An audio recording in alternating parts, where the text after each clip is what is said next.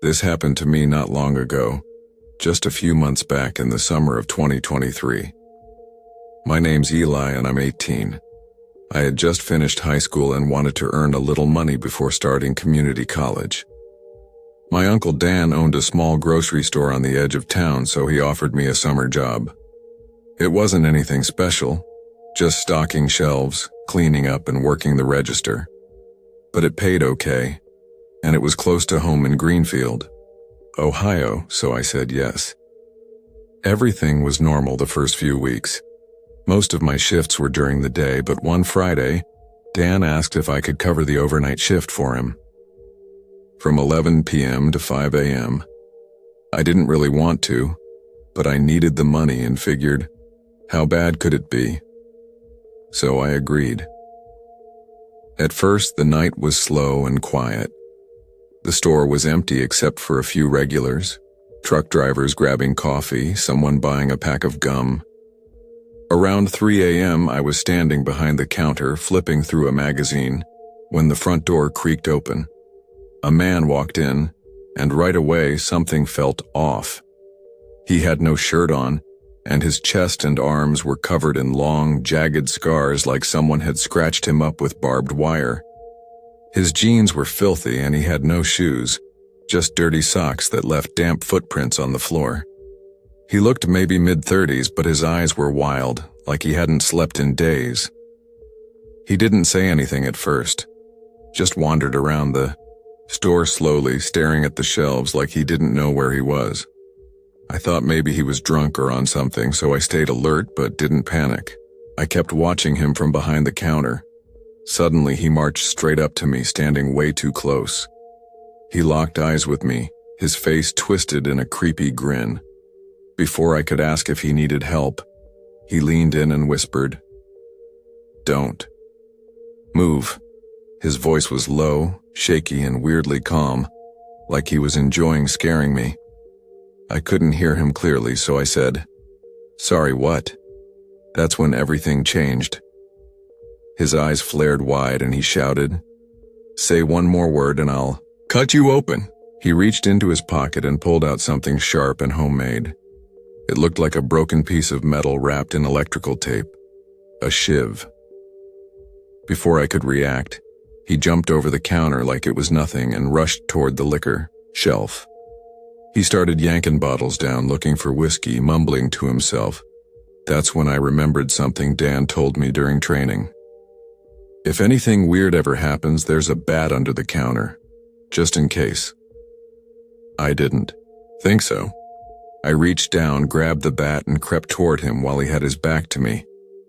My heart was pounding so loud it felt like the whole store could hear it. I raised the bat and swung it hard at his knee. Crack! He screamed and dropped to the floor. I backed up, breathing heavy, clutching the bat like my life depended on it. He tried to stand, but I raised the bat again like I was going to swing. That's when he snarled and pulled the shiv back out. Blood was running down his leg, but he didn't seem to care. He lunged at me, slicing at my wrist. The blade nicked me, just enough to draw blood. I yelled and pushed him back with the bat. He stumbled, hit the shelves, then turned and bolted toward the door. He limped outside and disappeared into the darkness. I stood there frozen, bleeding a little, shaking a lot. I didn't even know what to do next. I locked the doors, grabbed my phone, and called the police. The next morning, I met the officers and gave them the security camera footage. They were serious at first, but haven't gotten back to me since. No updates, no calls, nothing. Dan told me I could take some time off. Honestly, I didn't argue. Now, every time the store door creaks or a strange customer walks in, my stomach tightens. I keep thinking about those eyes, those scars, the way he whispered like it was a game to him. I still have the scar on my wrist. It's small, but every time I look at it, I remember that moment. The fear, the bat, the sound of bone cracking.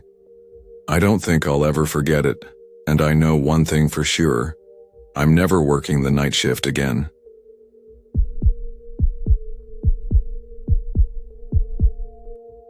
Back in the fall of 2013, I was living with my aunt and uncle in a quiet country town called Maple Hollow, somewhere in the middle of Arkansas.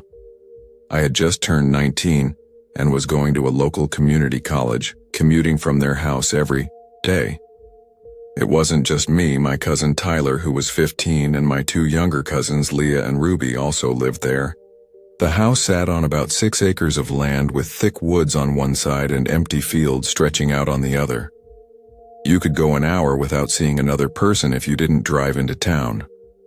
It was the kind of place where the silence was loud. Most days, my Uncle Rob left for work before the sun came up around 3 a.m., so a lot of the time, especially at night, it felt like it was just me and the kids. I got used to being the one to double-check that the doors were locked, the windows shut, and that weird noise outside was just the wind. I didn't mind it, really. I kind of liked feeling responsible. But the night this happened, that night, shook me. It was a Saturday, and for once Uncle Rob was home. I'd stayed up late watching TV in my room upstairs. I remember finally dozing off sometime after midnight. The next thing I knew, I heard someone whispering my name. Jay, wake up. I sat up, groggy and confused. It was Tyler, standing in my doorway, looking pale and jumpy. "There's 2 guys at the front door," he said, his voice barely above a whisper. My heart dropped. "What?" I asked, trying to shake off the sleep. He nodded quickly. "I saw them from my window, they're just standing there." That woke me up fast. We crept out of my room, down the hall to the landing. From there we could look over the railing and see the front door. No one was there now, but I noticed something weird. Uncle Rob and Aunt Molly were off to the side, standing completely still away from the windows. I whispered down to them, and Uncle Rob whispered back. They were just here, 2 men, talking to each other and knocking like they were trying to wake us up. I felt a chill crawl up my spine. Who shows up at someone's house in the middle of nowhere at 2:45 in the morning, talking, knocking, and not going away? I didn't like it. I went back into my room and grabbed the small handgun Uncle Rob had trained me to use just in case. As quietly as I could, I crept down the stairs, Tyler right behind me. If those men had still been at the door, they would have seen us clear as day. The front door had a big glass panel, and the stairs faced it directly. But it looked like they were gone. We joined my aunt and uncle near the hallway, speaking in hushed voices. Aunt Molly looked shaken, clutching her robe tight. She told us the dog had started barking like crazy, and when they looked out, they saw the 2 guys right up at the door, knocking loudly, not seeming to care about the dog or the time. Then, like a horror movie, the knocking started again. It was the same loud, slow knock, like they weren't in a hurry, like they knew we were inside. We froze. The dog barked louder, but no one moved to open the door. We just stood there, unsure of what would happen next. After what felt like forever, the knocking stopped. We waited another minute, then slowly moved into the family room to look out the side windows. The yard was lit up by the porch light. That's when we saw it.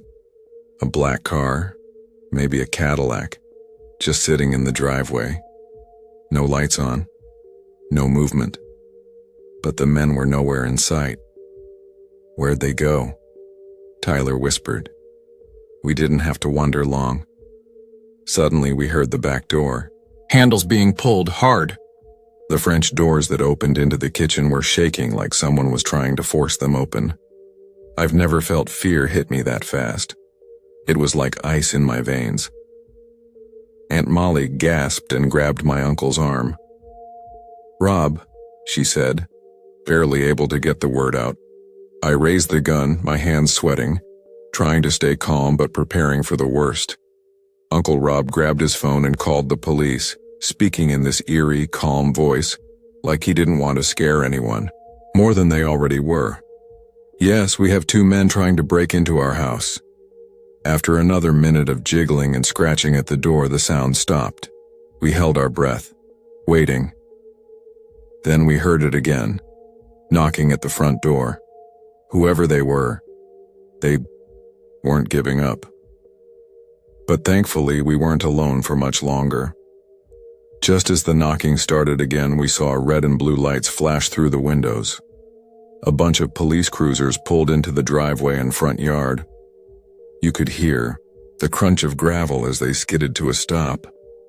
The second those lights hit, the two men took off running, darting across the yard, trying to loop around the house and disappear into the dark. One of them was fast. He vanished behind the garage. But the other one wasn't quick enough. He ran right toward a police officer who shouted, "Stop! Get on the ground!" He didn't stop. And in the next instant, he got tased. You could hear the zap and see him fall like a sack of bricks. Officers spread out, looking for the other man. One came over to talk to Uncle Rob and me. We explained everything, what time it started, how long they were at the doors, the car in the driveway. Meanwhile, another officer found the second man. You'll never guess where he was hiding. Inside my little cousin Ruby's pink plastic playhouse in the backyard, the one with a fake mailbox and a slide. Both of the guys looked messed up. One had cocaine in his pocket. The other could barely walk straight. They were clearly drunk, high, or both. They were arrested that night, but we never found out exactly what happened to them. The cops didn't give us much info afterward. What we do know is this: we changed the locks the next day. We added cameras. None of us slept well for weeks. Even now, if I hear knocking at night, my stomach drops a little, because it's not just a scary story, it really happened. And the creepiest part? They weren't there to rob us. They didn't try to steal the car. They didn't yell or ask for help. They were just there, knocking, waiting, trying every door, like they had all the time in the world. And that's what still scares me the most.